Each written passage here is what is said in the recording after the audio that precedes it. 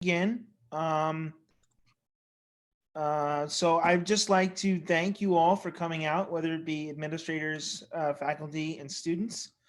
Um, just as a quick aside, I'd once again like to thank everyone for being here. Unfortunately, SAS wasn't able to make it, but don't worry, your questions will get answered. This is just the beginning of the discussion, and we hope to have as great a forum as we had last year.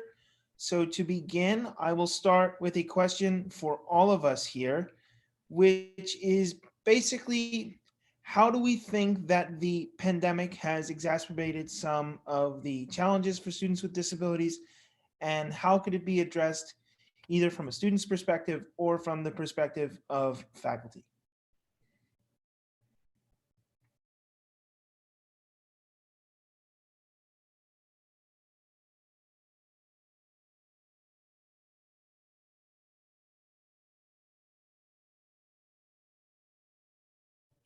Okay, Cameron, you can go first. I think that throughout the course of the pandemic, it kind of just made a lot of the problems that we face more clear. Like we've been facing them for a long time, but by having the pandemic and having um, the school kind of put us aside when it came to planning for this year and planning for COVID, they kind of forgot about us. And I think that at one point we were told that it was better to just stay home if you had a disability rather than come back to school, and they weren't really willing to accommodate for us. But I do think that it's kind of exciting because we have been asking to have virtual classes for a while. Um, and so the platform has already been set up. So maybe making it possible to have online classes in the future so that we can continue to um, have our classes available to us if we're not able to physically go, or um, making an accommodation in the future could be a good way for the school to continue to make sure that we are included.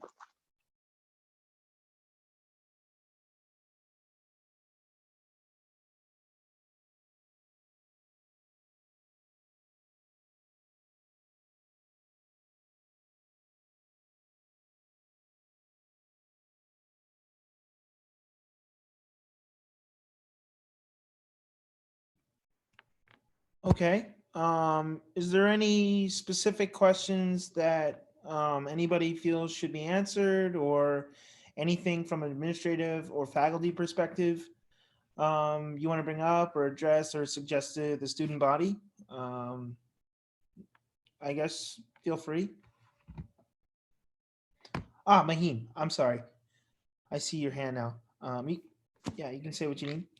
You're all good. Yeah, I just wanted to add to what like Cameron was saying. I think during this time, especially for like us students, it's really important to be the best allies that we can be and really amplify the voices of people who are not feeling like they're being appreciated on campus, or they're not being treated fairly, or receiving the accommodations that they need. And I think that's kind of the way that like us as peers and students can help out. At least that's the way that I see it.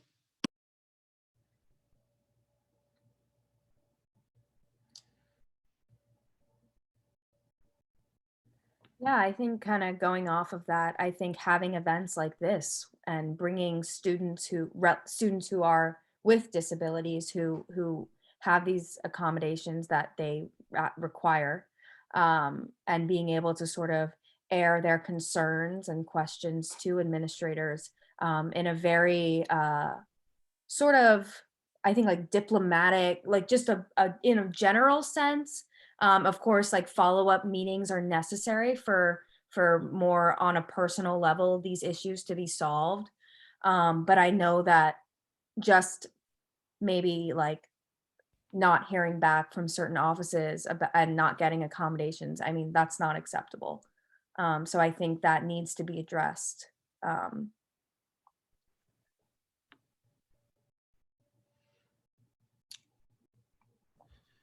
I also think that in general, there's been a really large lack of communication between students and administrators, especially disabled students. And like, it's been very difficult getting a response on anything recently. Um, and like, I have had like specific questions that I haven't been able to get answered, or specific accommodations that I've needed and I haven't been able to get from the school. And I think it's just been very frustrating, because it has been a very difficult time. So the accommodations are needed. And just because the school is going through, like, obviously a global pandemic doesn't mean that other needs stop. And so how can we continue to make sure that students are best looked after throughout the pandemic? And I think that's just indicative of the structures that are in place and how they need to be changed in general.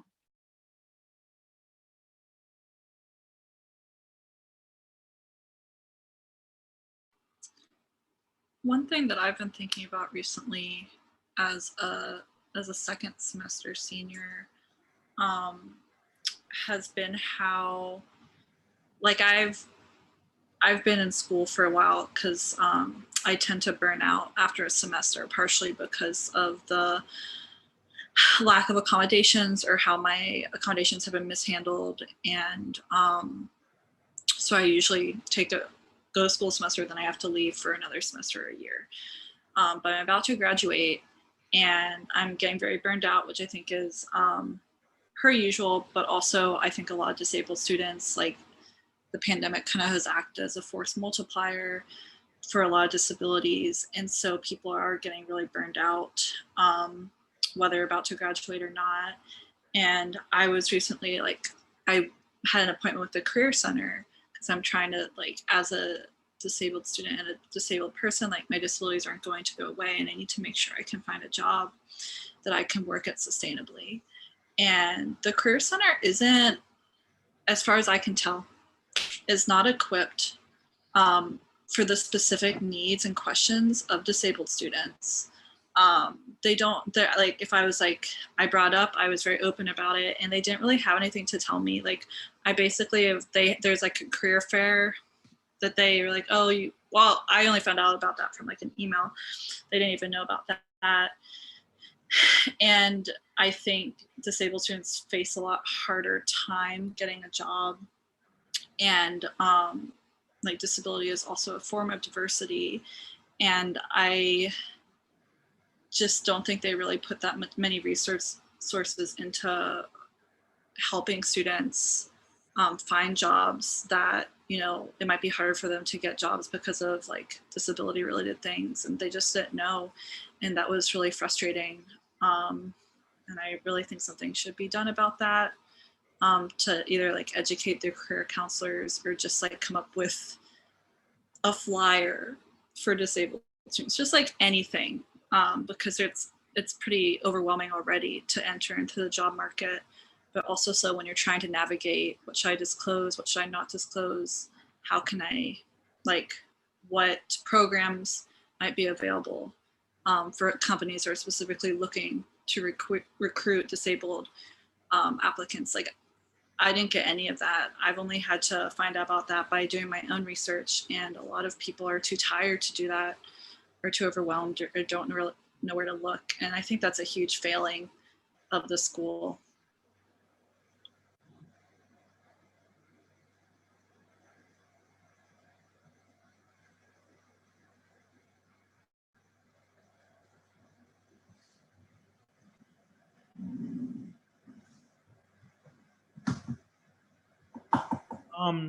Okay. I'm sorry. Did you have your hand raised, or I'm sorry, Chris, Mr. Durden, I'm sorry, or no? No, I didn't. I was just going to hop in, introduce myself. I'm Chris Durden. I'm Director of Business Operations for Residence Life. And one of the areas that falls under my responsibility is accommodations, whether it be physical assignments, that sort of thing. That's what my staff works with. So what I'm hearing is not good. Frankly, the pandemic has really sucked for everyone. And I can only imagine how much more isolating it is for somebody who has any sort of disability or needs accommodations. So if there's anything that I can do in residence life, I want anybody, if you know of anybody who's having issues like that, and it's something that we can address, I want to know about it so I can help.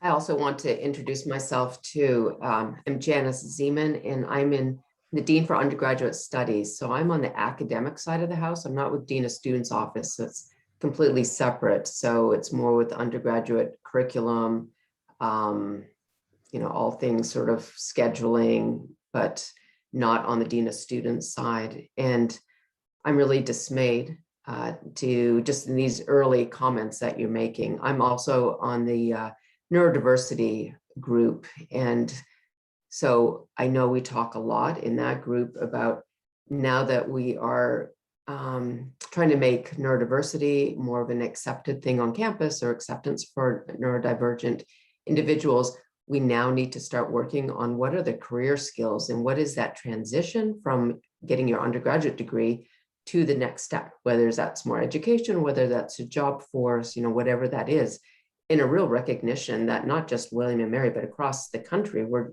ill-equipped to do that. We've spent so much energy making sure there's a pipeline from high school to university and to making this a place that can support neurodivergent people. But now we need to move beyond that. So I really resonate when you're talking about the Career Center and the lack of services and consideration for what that's like. That's just something we've been talking a lot about, and absolutely we need to be doing a lot better, not just here, but workforce places, so much that needs to be done. So I'm not sure how I can contribute to this conversation, but I'm certainly actively listening. And if I'm not contributing, it's not because I'm not interested. I'm just really taking it in, and would love to know what your experience with faculty has been in terms of disabilities and accommodations and accessibility, all of those during the pandemic. I have to say, from a faculty perspective, I am in this dean role. It's one of a rotating role. So I'll be leaving it at the end of this year after 5 years, going back to psychology faculty. So I'm a faculty member in the psych department, but it'd be really interesting to hear what your experiences have been in the classroom. I know faculty are struggling just as much as students have struggled. So from that perspective, administrators, we've all struggled, we're exhausted, worn thin. So I think we all are just hanging on with our fingertips, trying to figure all of this out together. But it's distressing to hear that your experiences have been one of perhaps exclusion and not feeling like you've been heard, and that's not okay.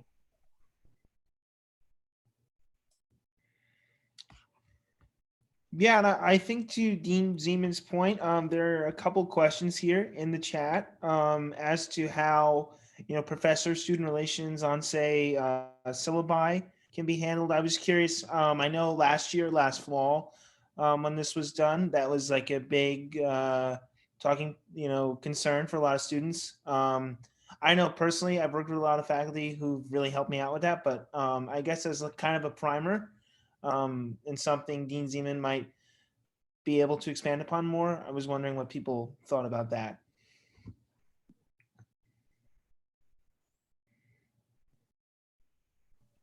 I think that I've had experiences throughout the pandemic of professors kind of not, I don't want to say not respecting, but not fully accepting my accommodations that I have legally. I think that because it's online, it's kind of easier to ignore and not really be faced with accommodations. And I mean, you still need accommodations, even if you're sitting in your dorm room or at your house, you still need them.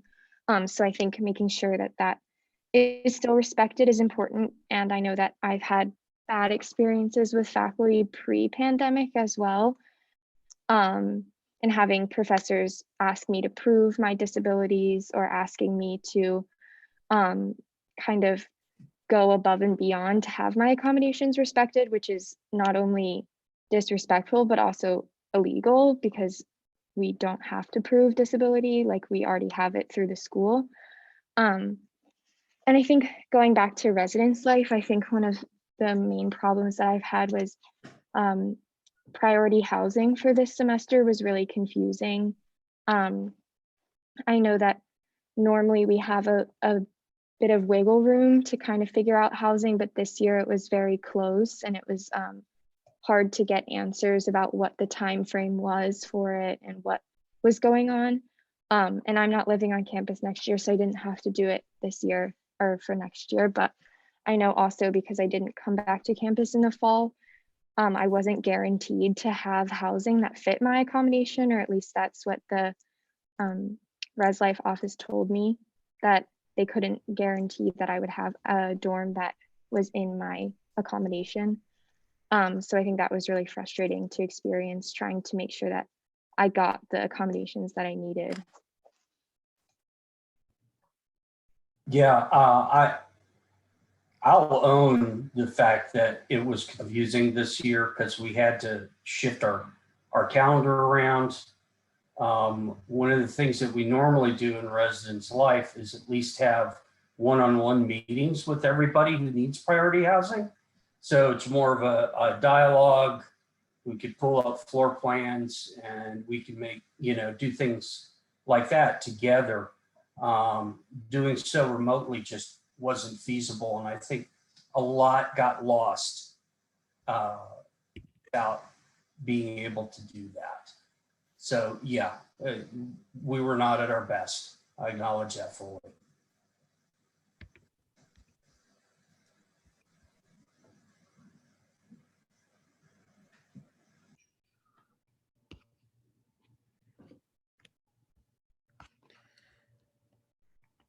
Okay, yeah, there was one question here that I saw submitted regarding TAs. So basically what it says is advice about something a lot of TAs in the humanities primarily would like to know, which is facilitating discussion sections for larger lecture courses, and how can students be successfully incorporated into discussions and empowered to participate.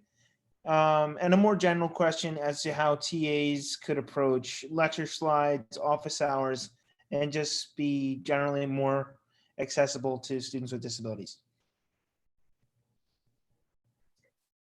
That's a really great question. It's interesting. I don't feel like we have as many TAs in our classes as, many other schools do, that, it's typically a faculty are teaching the classes, but you're right, we have some in some departments. There are graduate students who serve as TAs, and once in a while advanced undergraduates who are TAs. And to my knowledge, that they don't get any training, any formal training in terms of dealing with accommodations. I think it's probably up to their supervising faculty member to provide that training, but that's actually really a great thing that I will follow up with SAS, and also with the graduate student dean, because that is some training, and maybe she's doing that, because I know all graduate TAs have to undergo a training, like in their very first week when they get on campus and stuff, if they're going to be in the classroom at all. So that might be included, but I am definitely going to check into that, because I think it's an excellent question.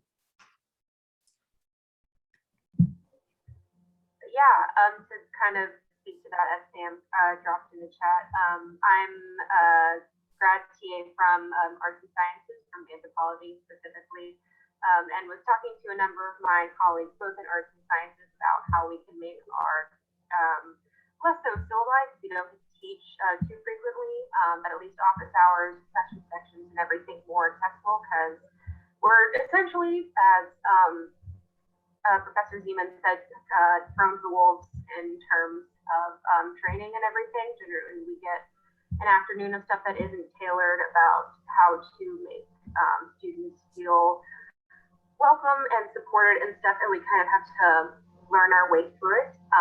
So yeah, would definitely love to see something in terms of more robust training, at least in the grad side. And yeah, just we're here for our undergrads. Just yeah. So do you guys have any ideas about how TAs, RAs, whoever can better support you all?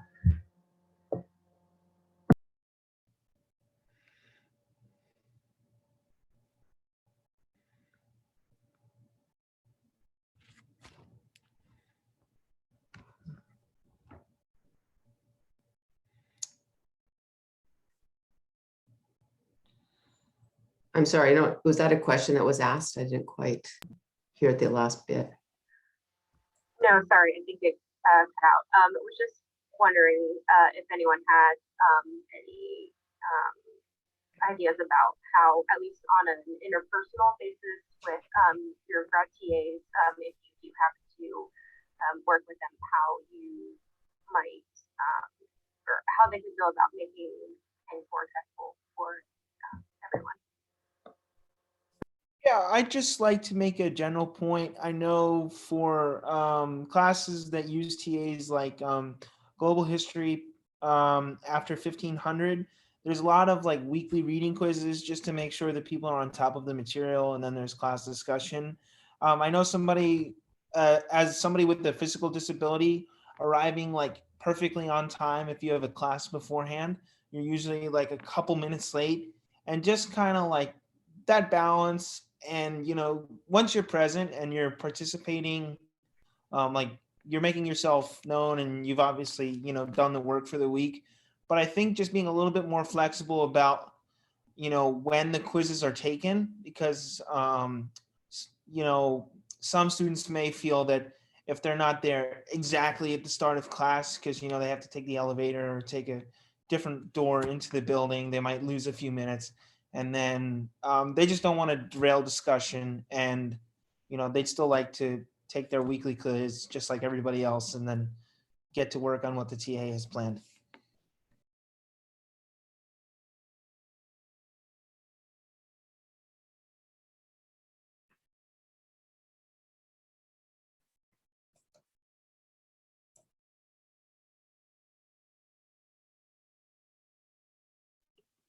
Yeah, I definitely second what Connor has said. I think getting to class on time can um, can be something that is hard for people across like spectrum of disabilities.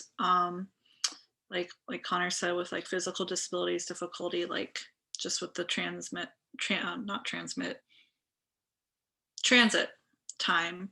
And I think about people who are neurodiverse, often like with like ADHD, have difficulty with time, and different executive function things that can make time very difficult, and arriving to things on time hard. And that adds to a lot of anxiety that a lot of students have. And I think there's not always a great understanding by professors that it's a pretty strenuous thing to arrive in a class late.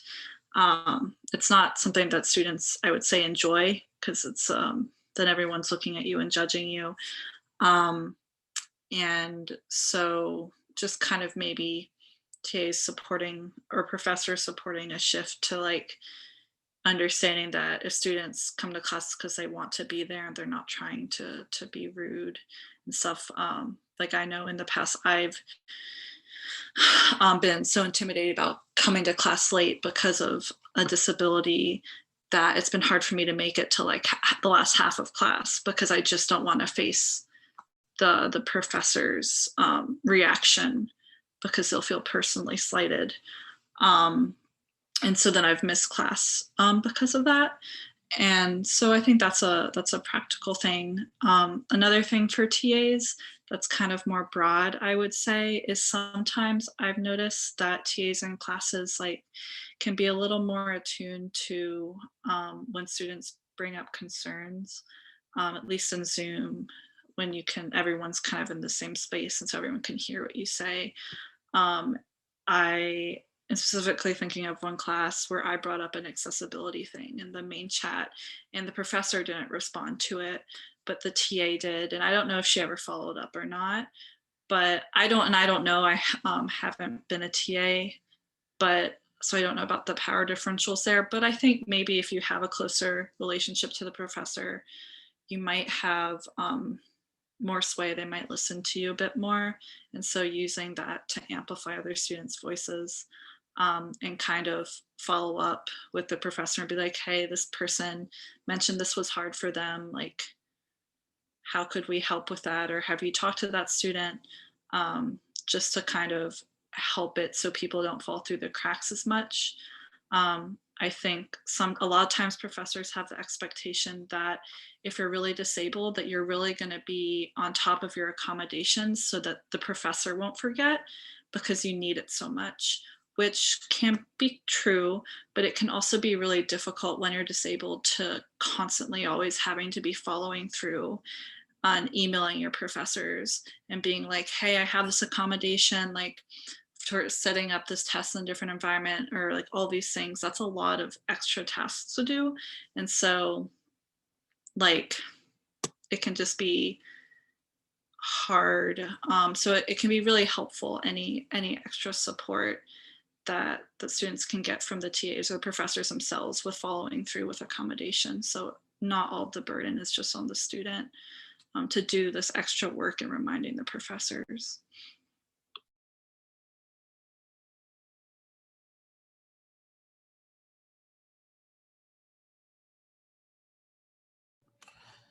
Yeah, Professor Zeeman, I just have a question. Can you describe what kind of training faculty and staff receive regarding how to best accommodate students with disabilities? Because I know with TAs, it's kind of left up to the faculty, but I'm just curious, like what kind of training or programs faculty go through to be prepared? That's Connor, that's a really excellent question. And to my knowledge, there's no official training. And so there's nothing that is mandated. I'm just trying to think of we do have different trainings, like, yeah, just different trainings that we do have to do from time to time. That's like our online trainings. But to my recollection, there is none that have to do with accessibility. Now, having said that, that doesn't mean that there aren't opportunities for faculty to learn about how to help students who have disabilities and to provide accessibility. So I know in psychology, especially when I was chair with the department, we had people from Student Accessibility Services come and talk to us, to come and talk at the faculty meetings. And I know that happens in other places as well, other departments where somebody will come and talk to, and Leslie Henderson used to be in that position. I know she went around to many different departments and programs and explained and really helped faculty to understand best practices and to answer questions. I also know there are other committee meetings, like there's one that all the chairs and program directors get together, and that we've had different people from SAS come and talk to the chairs and program directors, and the idea is that they then go back and communicate to the faculty. So, but there isn't one type of training that everybody goes through. And again, I think this is an excellent idea, and I think I am going to follow up with SAS to see if there is something that maybe could be more routinized, if that's such a word, more routine. But something like some of these other online trainings that we do, because that might be, it's not the ideal, but at least it would be a start where we would know that everybody at least has read or understood even just the laws around that, I think would be really helpful. I think kind of on that note, as a student with disabilities, we're often, it's our job to educate the professors instead of SAS. And that's not necessarily fair because of the power structures that are in place, and because it's kind of embarrassing to go into class on the first day and have to explain your disability in front of other students, or have to wait after class for a professor to be done so that you can explain your disability. And I think that's also, it's up to us to educate ourselves on our own laws, which I think is also not necessarily correct, because it's very difficult to read, and the language of the ADA is not accessible in and of itself, which is a whole nother problem. But I think having that education for professors would be really important, because that way they know it's not on us to educate them. Like, I've had professors be like, what do I do if you were to pass out in my class? Like, I don't need to give you a whole medical history. I don't need to give you all this information. And that just makes me feel uncomfortable. And so making sure that faculty and our professors know how to handle certain disabilities or how to help us be the best students that we can be is really important, instead of us having to take the time out of our lives to explain what they need to know. I think there's like a structural issue here. I'm thinking when we're trained in graduate school, nobody talks to us about this stuff. Mostly, we don't even get any training in how to teach. We have to figure it out, and we have to, attend workshops. We do all this stuff after we become a faculty member. And so my feeling is that most faculty members want to be helpful. There's always the 5% that are, just who they are. But most people want to be helpful, want to accommodate, but they just simply don't know. And so I think, or they're afraid of making a mistake or saying the wrong thing or doing the wrong thing. And so they have a lot of anxiety about it too. And we're not trained at all in how to manage, different situations. So I think, it's sort of a structural kind of system really starting in graduate school where, maybe there ought to be classes or seminars and some of this to help prepare. But certainly at William & Mary, I think we can do better in terms of having more standard training across the board. And, we give each other grace when mistakes happen. But as long as we're motivated to try to learn and to figure out how to help students in the best way.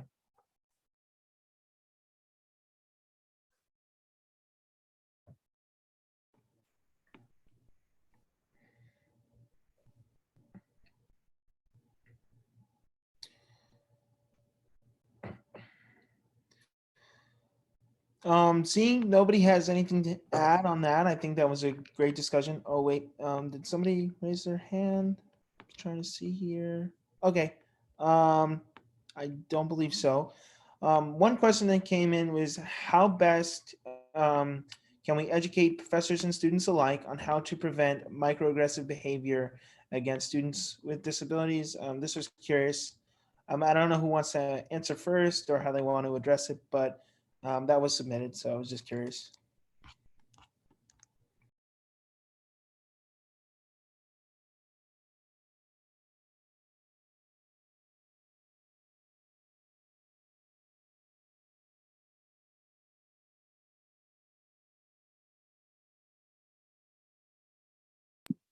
I guess could I kind of talk about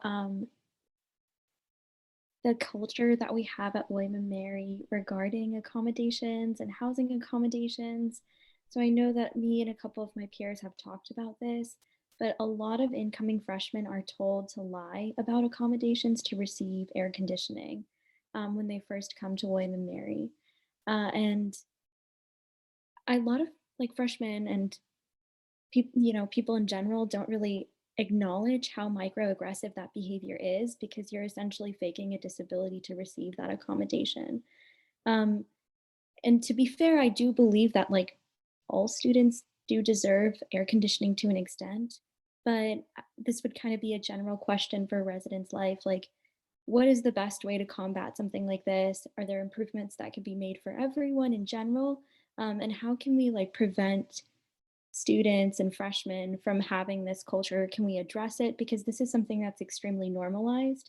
And even before, I never did that, but even before I came to William & Mary, there were people who were alumni or were currently students at the school who told me oh, do it, go to a doctor, fake accommodations, and you'll get AC.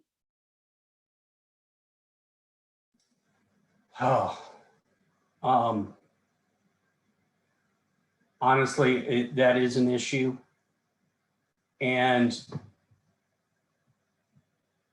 in residence life ourselves, we don't make the decisions about who gets an accommodation or not. We basically take our cues completely from accessibility services. We've done that for as long as I can remember, specifically because we're not trained, we're not versed in the legalities and such. It used to be years ago that doctors, when it wasn't just an accommodation for people that might have true medical needs, but it was documentation from doctors was actually reviewed by somebody at the Student Health Center.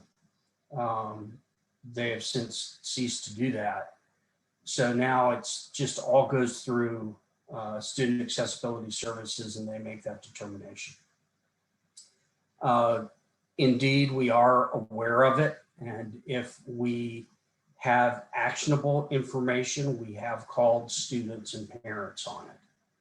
Probably the most distressing part of it for me, as a parent of somebody who received accommodations in high school and college, is the parental involvement and that sort of thing is really distressing.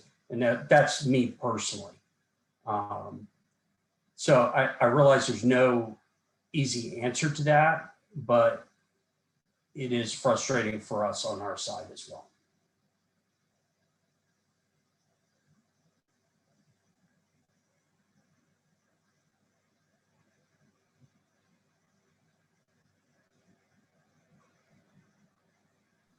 Thank you for bringing that up, Maheen. I think, can any William and Mary student like raise your hand if you heard that freshman year? Because I totally did. Yeah. Every single one of us. Yeah. And there is something to like, it's kind of, you know, freshman dorms not having AC, but that is absolutely a microaggression, and that's not okay. And I think that that narrative has been so pushed that people don't even like really register what they're saying when they're saying, let me lie about this accommodation. So yeah, it's a different way to think about it, or the only way. I think something that's happening right now too is with the vaccines, a lot of the similar conversations are being had where students are like, oh, they don't check if you actually have a disability. So I know students who have put themselves down as chronically ill just to get a vaccine.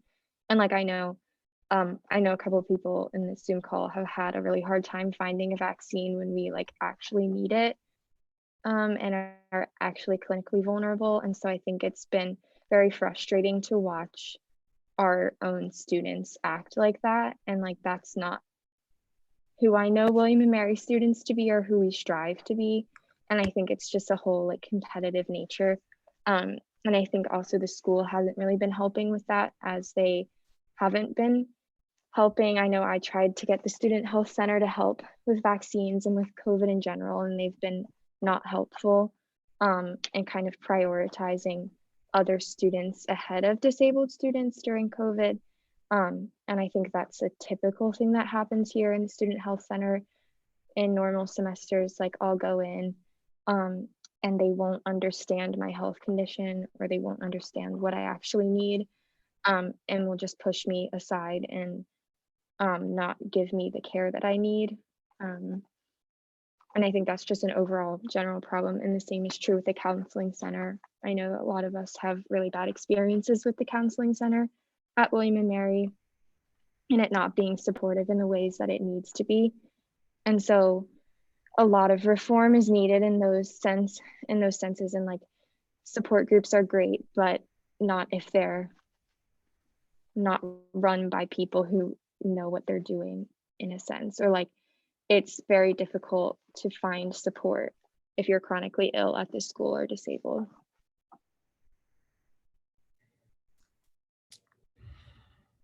Yeah, I see a hand up from Zach. Is there anything you'd like to add? Anything you want to speak on? Oh God, I forgot to put my hand down. Whoops, sorry. Sorry about that. No, it's all good. It's all good. I guess I'm quite shocked to hear the two examples that you gave, and I guess kind of naive in some of the things that we just don't know as faculty or academic deans, but these seem like honor code violations to me. And yet it sounds like, as you say, especially the freshman dorm situation, that sounds like, as you said, a culture, and that, you know, that's just wrong from the get-go to have something like that, and it's directly in opposition to honor code. And the same with the vaccination, lying to be in a different group. So yeah, I think that's something that maybe students, families aren't thinking about when they misrepresent themselves.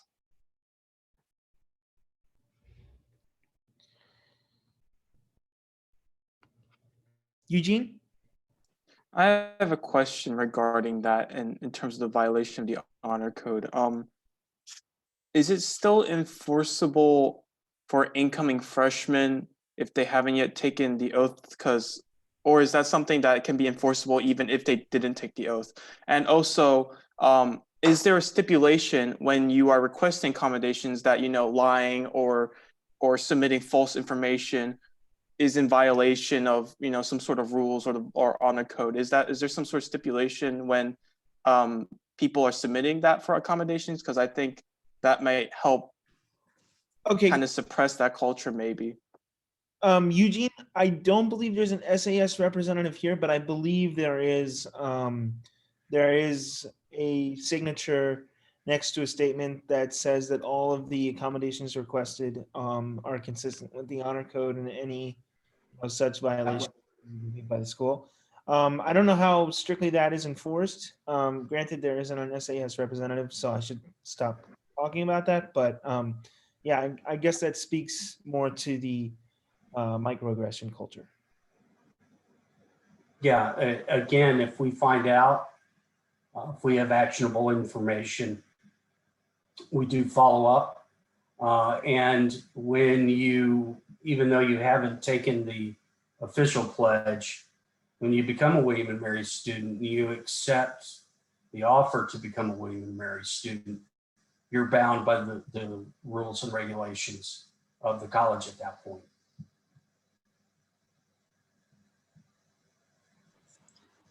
Yeah. Speaking of microaggressions, I would just like to put out there that one could perhaps see the absence of any SAS officials or representatives at this group as a microaggression in itself, given that this is specifically a forum where disabled students are trying to speak about their concerns. And personally, I'm concerned that nobody was able to attend, as it does seem to be their job, and this is an official William and Mary thing. Just putting that out there. Another thing I'd like to say, that kind of going back to what Cameron had said earlier about the difficulty of accessing services at both the Student Health Center and the Counseling Center. I specifically would like to reach out to Professor Zeeman. Sorry if I'm not saying your name correctly, but I've heard from a lot of neurodiverse students, myself included, that accessing these services can be difficult because they require you to call or to set up appointments.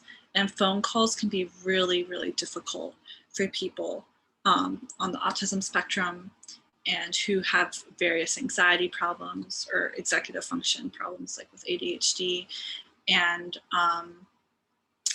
setting up some type of online portal would make those services so much more accessible to people.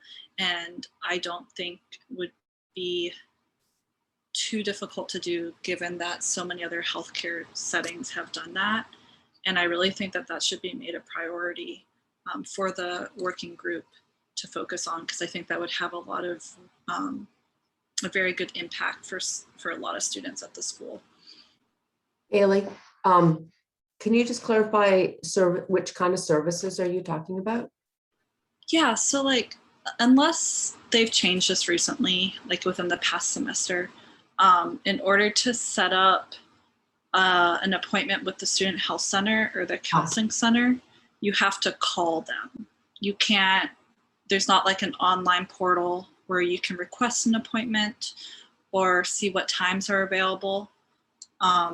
And I know a lot of different doctors' offices have that up. There's a lot of different things. Yeah, it seems like it's still true.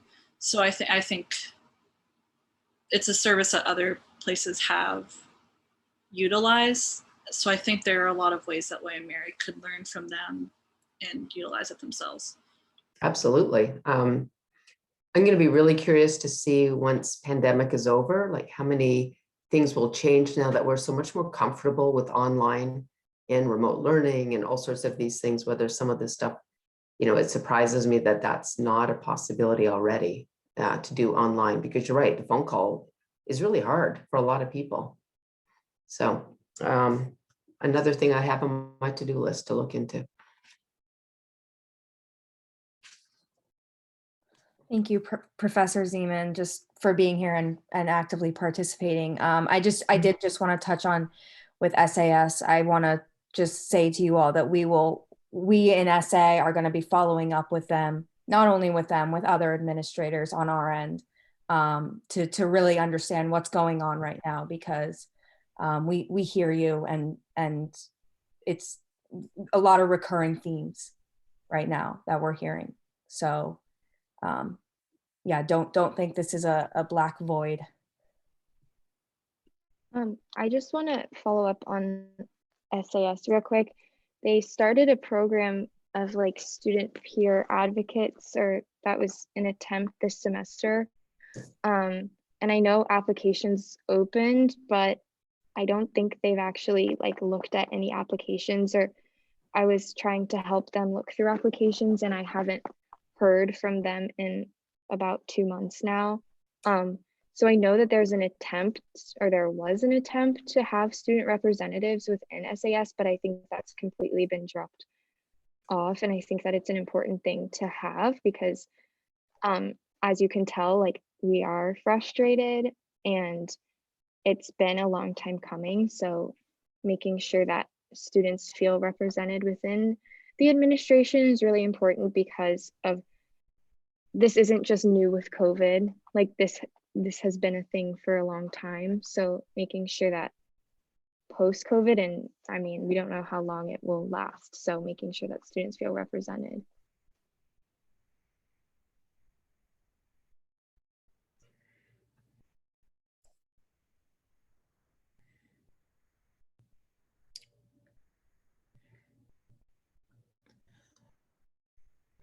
Professor Zeeman, prior to people giving their, concerns with SAS, you brought up kind of the flexibility of having online courses and how people have been able to adapt virtually. And I was just curious, will online courses be available after COVID to accommodate students with disabilities, or are we kind of going back to the spring of, I guess, 2020 prior to the pandemic?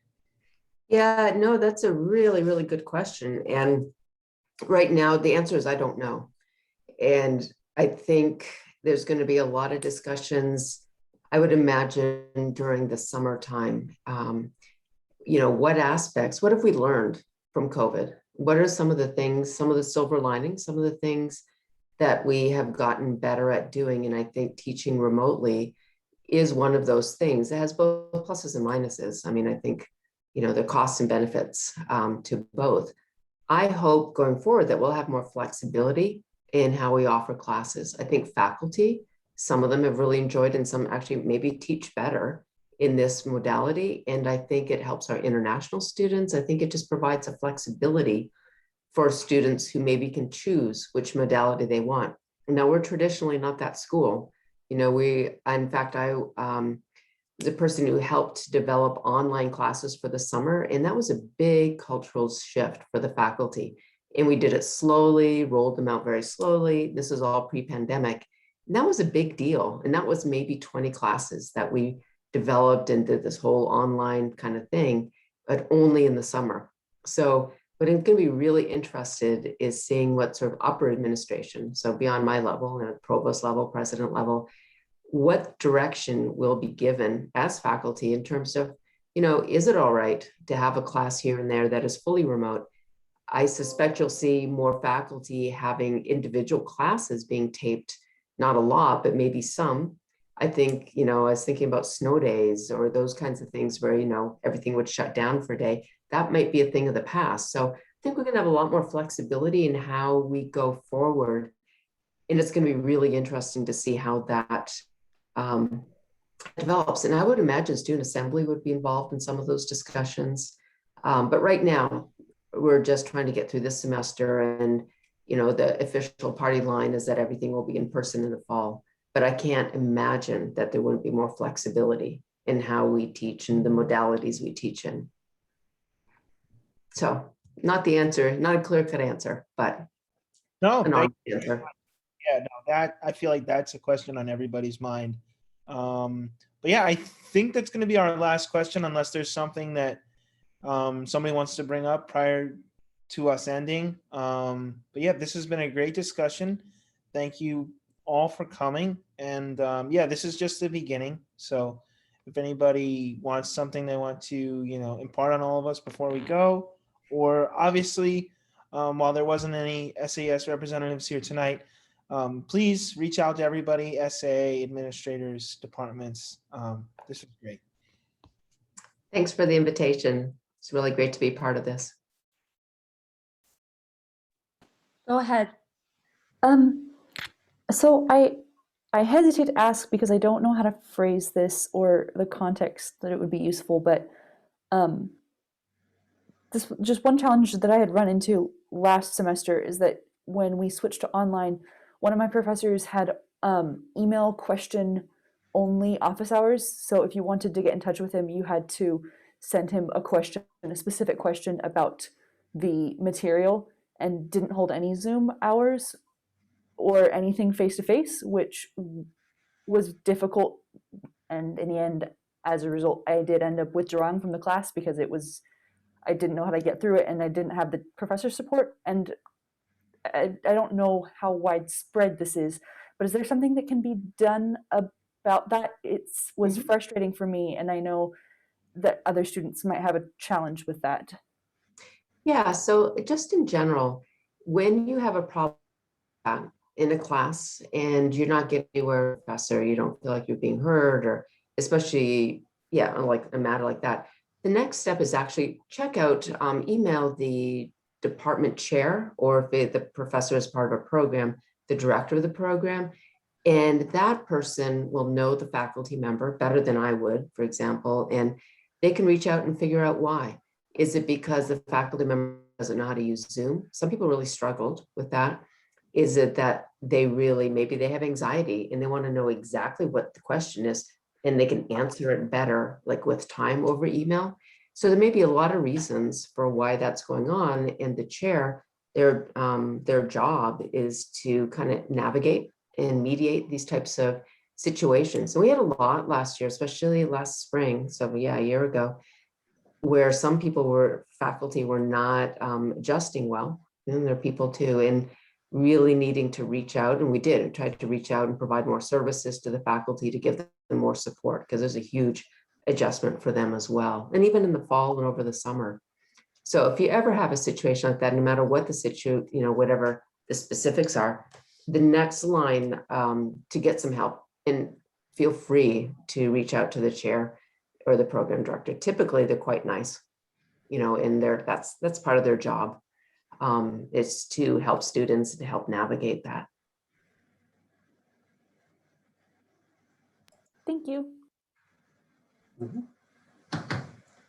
Thanks for having me. Oh, thank you for coming. Thank you very much. Good night. Thanks, everyone. Good night.